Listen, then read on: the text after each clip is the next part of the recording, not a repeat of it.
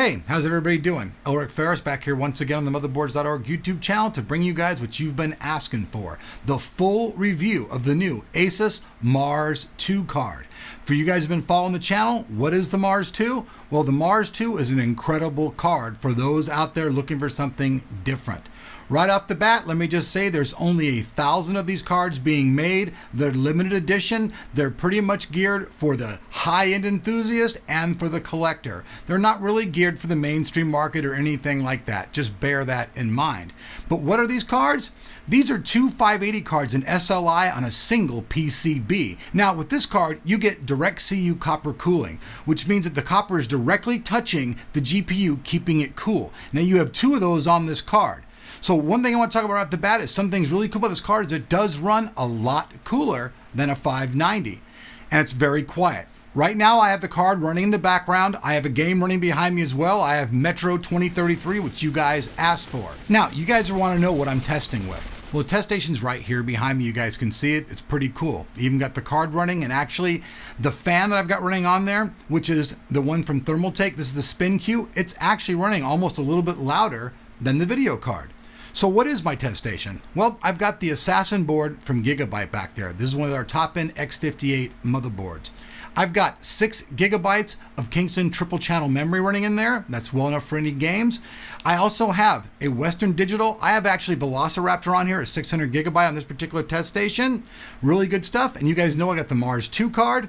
Got the Spin Q on there, and I'm actually running a 1250 watt Thermaltake Tough power supply as well back there.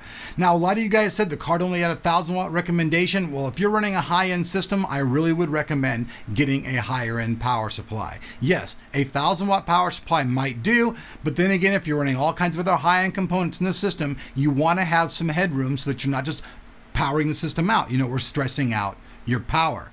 So what I do today, I ran a bunch of tests on the card and I played some gameplay. You guys can check this out right here. Now when I'm filming with Fraps, it has a cap to 60 frames per second, but even with that on, I was getting between 50 and 60 all the time. With it off, I was getting about 90 to 96 frames per second.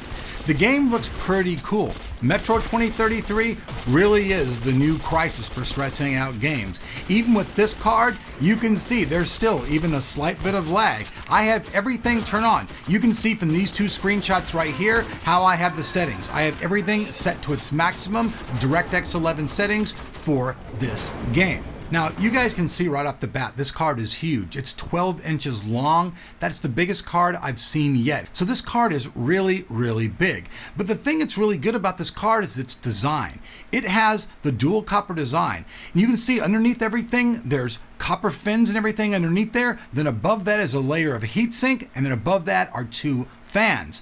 Now this card has so much headroom on cooling that the card's running very cool. What this is going to do for you, this is going to give you lots of headroom for overclocking. Yes, this card can actually overclock. I'm going to bring that to you guys in another video. So this card has plenty of headroom. For those of you guys wondering about the rear I/O, it's pretty cool. It's got 2 standard DVI ports, a display port, and an HDMI port, which gives you maximum flexibility in your monitor connections. You can hook up to anything that's out there right now. Everything said, let's now jump right into the benchmarks.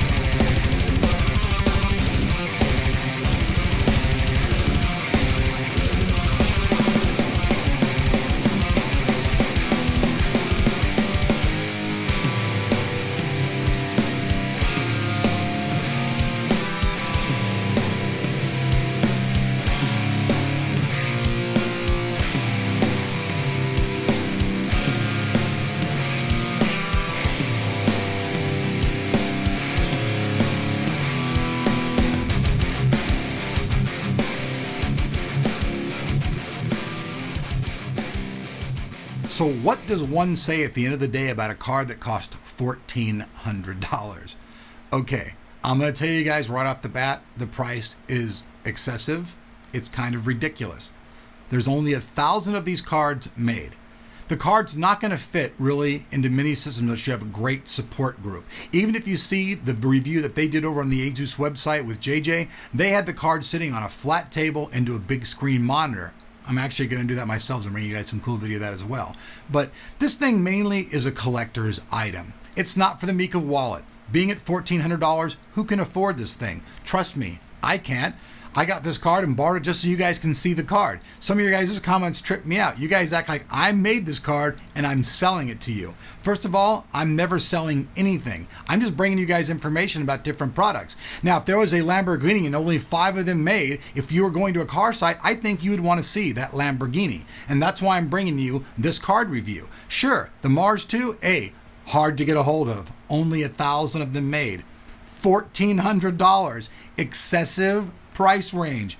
Biggest card in the world. Probably not going to fit in many systems, okay? So we got those 3 major negatives, okay?